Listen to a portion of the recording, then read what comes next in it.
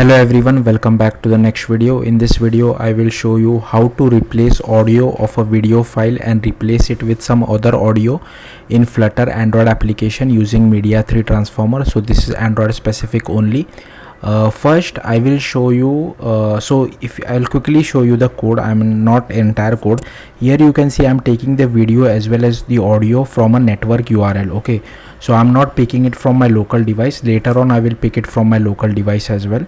So first I want to show you, so this particular video file does have its own audio as well, and this is a completely different audio file which I have. Okay, now I will show you guys the output. So here I have three buttons. Ignore those two buttons because if your use case is to do this particular transformation for a video and audio file which is located on a server, you don't require those first two buttons, right?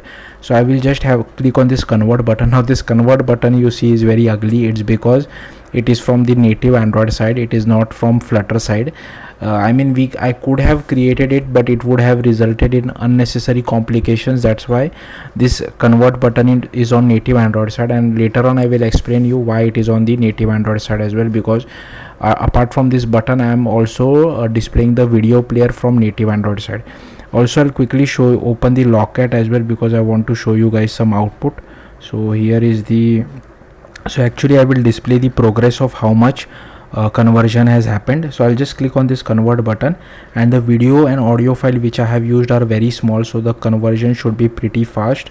Okay, it is still showing one. Okay, now here it is showing proper. So here you can see 10, 12, 15, 16.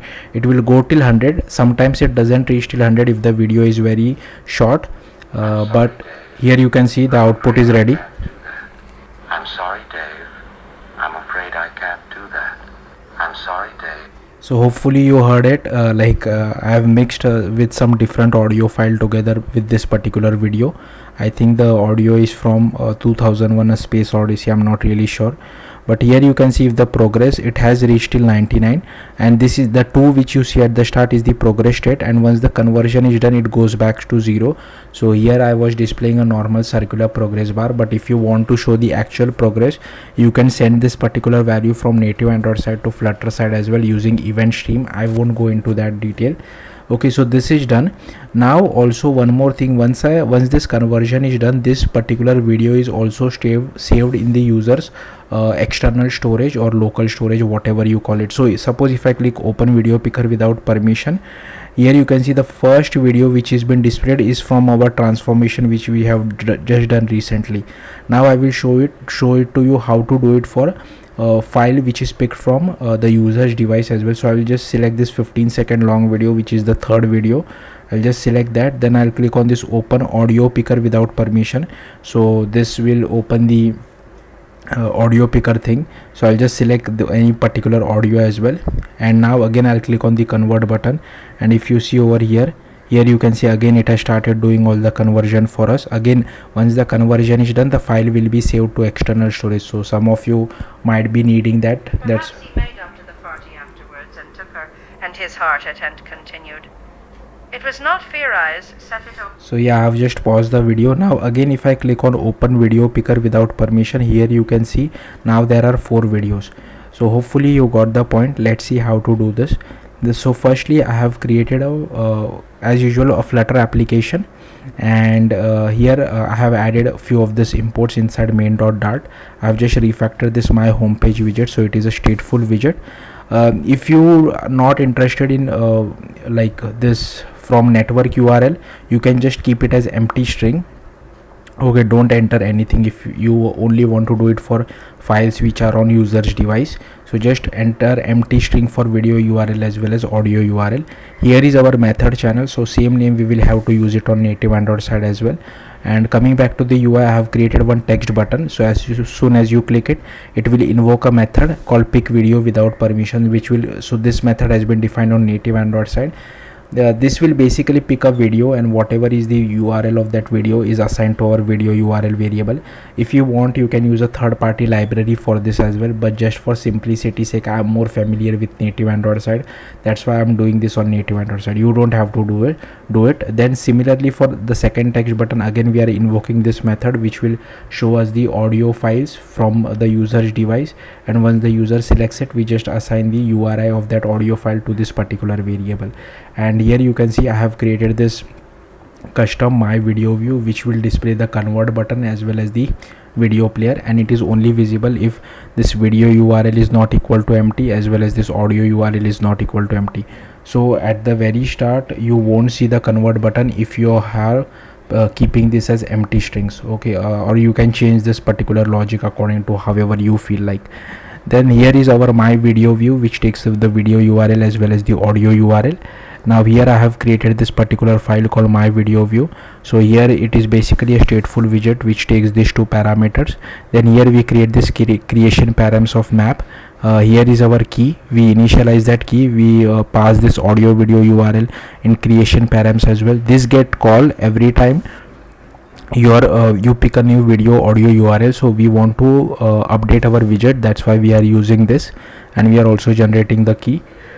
And in platform Android, then only we are displaying an Android view. For all other platform we are just displaying a placeholder. So this name is also important because we will be using the same name on native Android side as well, and we are passing the video audio URL with the help of this creation params. Next you will have to open this Android folder inside Android Studio. So I have already opened it. If you want, you can write the code in through VS Code as well, but VS Code does not give proper IntelliSense for native Android code. That's why I'm not using it. So first you will have to go to this particular build.gradle file, and here as you can see I have added all these dependencies. So you will have to add all these dependencies first. Then you will have to go to android manifest.xml, and here you can see I have added this internet permission. If only you are interested in doing the transformation for files which are stored on a server, and this read write external storage because I want to save the transformation to the user's device, and this is only applicable till Android R. Above Android R we have to use something called content values, so that's also I'm using. So yeah, you can just copy this. Then we'll have to go to main activity, and firstly these are all the imports. So if you want, you can just copy paste all these imports. Then I have created a method channel result. So here also I'm extending Flutter fragment activity instead of Flutter activity. Because I need access to this register for activity result. So suppose if you are using a third-party library for picking audio and video file, you don't need all this code. All you need is you will just have to override this particular method, and you just need this, okay. But yeah, I have written everything natively. So here is the permission for older Android device. Here I'm just checking whether the audio button was clicked or whether the video button was clicked with the help of this variable. Here we are requesting for multiple permission, and if the permission is not granted, we just display a toast message. If the permission was granted, then we just launch audio and video picker. This is how we launch the video picker. So once new video picker dot launch, and we are filtering by videos only. Once the user selects a video, we get the URI, and here I'm sending it back to Flutter side. Same for audio as well. Here you can see we just launch audio/star. I think for audio this particular thing only filters MP3 audio. I'm not sure about other audio formats. So in case if you're using some other audio formats, you might have to check how to represent other audio format as well.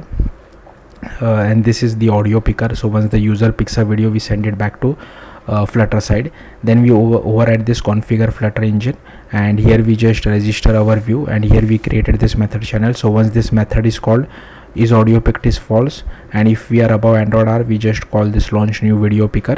Similarly for audio as well, if we above Android R, then launch new audio picker, otherwise request for permission. So hopefully that's it. Next you will have to create a kotlin file called my video view factory. Now this is boilerplate code which you have to write every time you want to embed a native Android view inside a Flutter application. So just copy paste all this code. Once you copy paste all this code, we will have to create another another kotlin file called my video view. So that's what I have created over here. So here you can see this is the another kotlin file which I have created. Again, these are all the imports, so you can just copy paste all these imports which I have. Okay, I'm just removing some dead imports. There is a one shortcut as well, like I can just do code optimize imports. So yeah, these are all the imports which I have, so you can just copy paste all these imports. Then here we extend all this context creation perhaps. We don't really need this activity, so if you want you can remove it, then you will have to remove it from over here as well. So yeah, then this I am extending transformer.listener, so we will have to override two method, on completed and on error, which we will see later on. On completed gets called once transformation is successful, on error gets called once the transformation leads to an error. And this lifecycle owner, because I want to make use of Kotlin coroutines, so that's why this I have written this boilerplate code. Then this handler as well as this progress holder is for tracking the progress of how much transformation has happened. Here is our linear layout, there is this exo player and there is this player view. Here is our button and here is our progress bar. Then here is our file name, playback position is 0, play when ready is true. This is our transformer, this is the file path. Video audio URL is empty at the start, and this edited media list item is for video and this one is for audio. Then once we come inside the initialization state, we get the video audio URL from Flutter side, so and just assign it to variable. Then here I have created one linear layout, so that's what I am doing over here, setting layout params to our linear layout. Then here is our player view, then here I am setting some height as well. And these are boilerplate code which you have to write, like next, show next button, show previous button, show rewind button, all that stuff. And by default the visibility is gone, which means it is not visible. And here is our button, convert button, and on click of it we just call this setup transformer. And here is our progress bar as well, which I am displaying. Then here we initialize our input player. So yeah, again this is boilerplate code which you just have to copy paste. Then this is how we release our player. Here we override this get view and return linear layout. On dispose we release our player, in setup transformer we release our player, and then just run transform video. And this is the method. So first we display our progress bar, we initialize our transformer, then we edit the edited media item dot builder audio URL to audio edited media item list.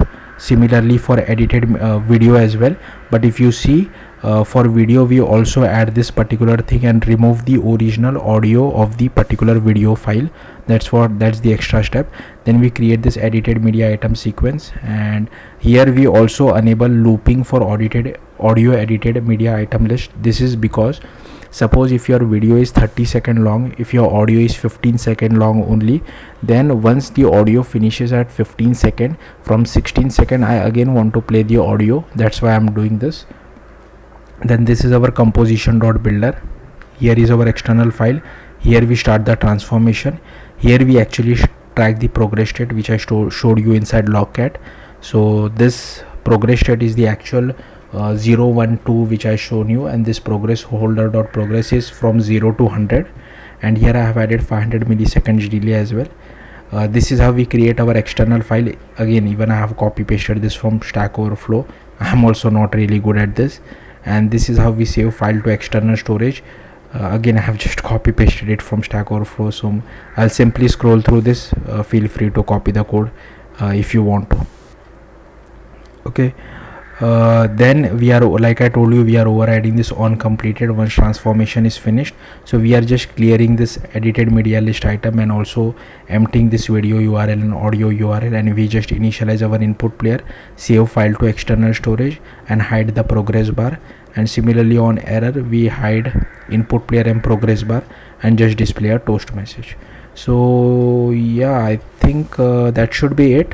Thank you for watching. Bye.